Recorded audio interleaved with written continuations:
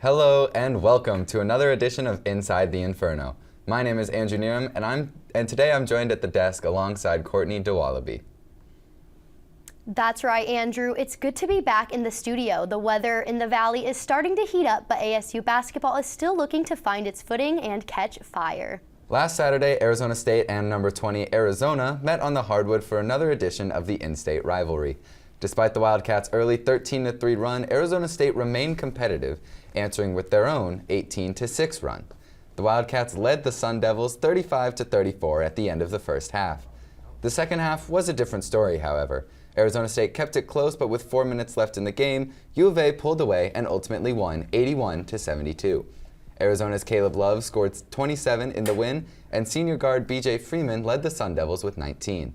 Late in the game, both players were ejected, and ASU head coach Bob Hurley said Arizona won with, quote, no class, and the teams did not shake hands after the game. ASU was hoping to bounce back against Kansas State, but things didn't go to plan. What started out as a blowout quickly turned into disaster. Our Jesse Davis has the breakdown. Thanks, Courtney. After that loss to Arizona, Sun Devils fans want to know how Bobby Hurley and the squad would respond. They started the game on a 15-0 run, but Kansas State never let up. Eventually, missed free throws at the end for ASU resulted in a 71-70 win for Kansas State. What looked to be a promising season for the Maroon and Gold has quickly faded. The Sun Devils have lost 5 straight home games and 3 of their last 4, now holding a 12-10 record. The positive talk for much of the season has been ASU's ability to finish games in the second half. However, this was not the case on Tuesday. The Sun Devils scored just 3 points in the first 7 minutes of the second half. Alston Mason led ASU with 20 points, to go along with 4 rebounds and 6 assists. Although the Sun Devils didn't come out with a desired result, their effort was never in question against the Wildcats. They rallied from down 10 points to give themselves a chance late. Arizona State has 9 games remaining to turn things around, and it starts this Sunday on the road taking on Oklahoma State. Back to you guys at the desk. Thanks, Jesse. 2 matchups for men's hoops, both against teams named Wildcats. Women's basketball has their own matchup against the Wildcats. A rivalry game in Tucson against Arizona on Saturday. It's the first of 2 meetings this season, and both teams are looking to bounce back after tough losses. ASU last lost to BYU, and Arizona suffered a loss to Colorado. History isn't on ASU's side, as the Sun Devils have lost their last 5 matchups against the Wildcats. They'll look to turn things around and grab a much-needed win on the road. With spring sports kicking into high gear, a lot of eyes will be on men's baseball. Our own Matt Weisker has a preview of what to expect this season. Thanks, Andrew. ASU baseball comes into its first season as a member of the Big 12 Conference with a number of expectations and uncertainties.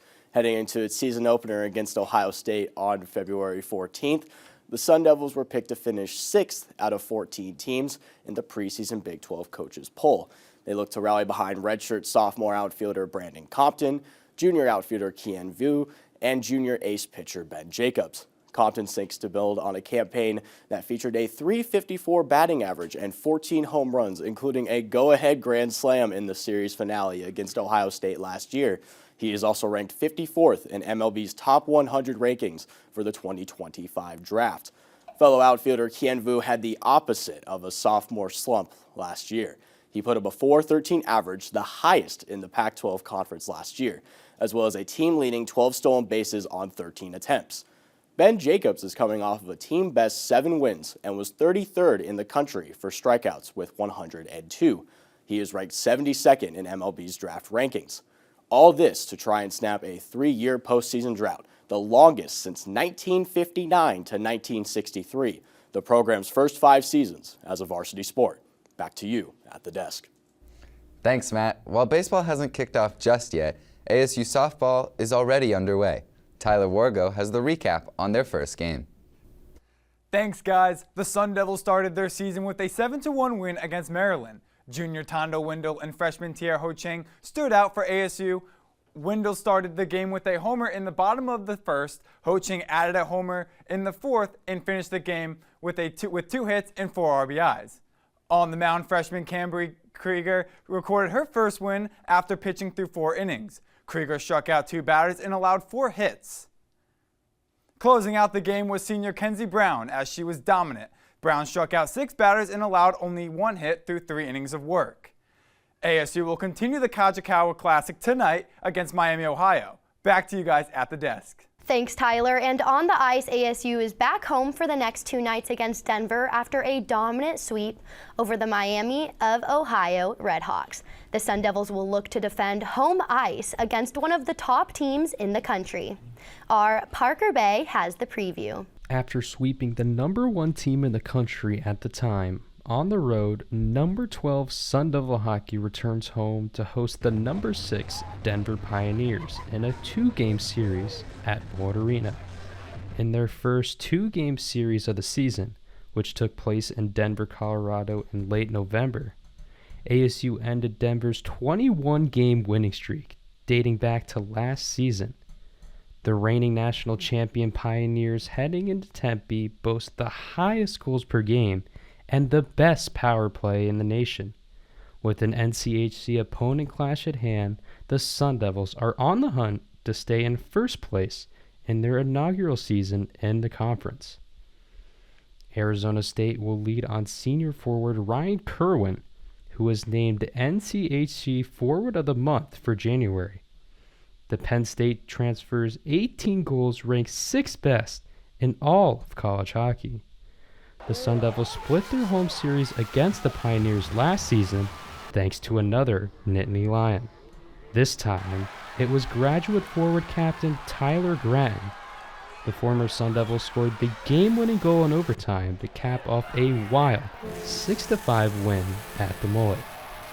The message was clear from ASU graduate defenseman Noah Beck heading into the 2-game tilt against Denver. We came in, they had us ranked 8th to finish in the NCHC, and now we're right around the top. So I think it's just taking it a game at a time. There's no more underdog story. It's teams are chasing us, and like you said, we got Denver coming in this weekend, and we got both against them last time. We got to do it again. Sun Devils coach Greg Powers' team will look to continue its winning ways against the Pioneers. Sun Devil hockey season is winding down, so we'll see if Arizona State hockey can sweep Denver again and finish its season strong.